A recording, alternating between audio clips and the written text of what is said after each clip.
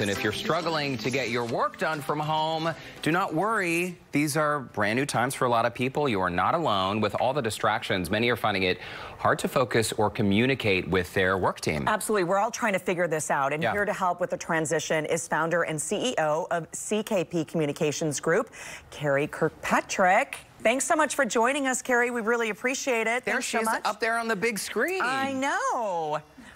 Okay, so Thank you for coming. First of all, I think the big question is how people can prepare actually for the workday when they're never leaving their home. Yeah. Yeah, sure. So, you would do just like you would prepare if you were leaving the home. So, get up, get dressed, take a shower. I'm sorry, Derek. Maybe take a shower before 5 o'clock. Yeah, I know. I know. It's true. That's happened to me too. But prepare for your day just like you would any other day that you would be leaving the house. You've got the same routine, just instead of leaving the house, you're going upstairs or going to your office or whatever. You're just preparing yourself mentally. That's what you're doing. You're preparing yourself mentally to make that switch to going to work. So it's just like business as usual. That is a great tip because that is controlling something that we are able to control, sort of keeping that routine going. Yep. Let's talk about workspaces at home. This is something that a lot of people, sorry, I have some queso and chips stuck in my throat. There's a lot of people struggle with finding the right workspace at home. Yeah, for sure. So it's really tempting when you think you're going to work from home just to say, hey, I'm going to keep my PJs on and I'm going to go sit on the couch and I'll have the TV on in the background and it'll be fine. Nothing will go wrong, right? And that often doesn't work. You have to be really disciplined to be able to work in that environment. So it's a really good idea to create your own workspace. Whether you're lucky enough to have a lot of space in your house where you can have a designated room that's your office or just another space that you kind of carve out in another room, creating your work zone is really important. Not only for you, so that you have another mental and actually physical cue that you're going into work, but for other people in your house. Yeah. So if your kids are home with you, mom's going into her office, so she's going to work now, or dad's going into his office. It's a great tip. And this is another thing that I think people, we're all working at home right now, right? So another thing that people really struggle with is if your spouse or your partner or your roommate is at home, you don't have to use the same space. You can have your own spaces. And sometimes it's better if you have your own spaces. Oh, for sure, for sure. And also, I think adding to that too, Carey, is that everybody is working from home. So if your kids make a peep or something, I think those rules are a little bit more lax versus where we were a couple weeks ago. Not a big deal if you hear the kids in the background. Yeah. And let's move on to technology, because I think this is really a great point that you want to get to. And I think for some, technology can be a little overwhelming if you're not already using some of these platforms. But also, I think it's important, too, to not go crazy. Don't try and reinvent the wheel to use technology to over-communicate during this time.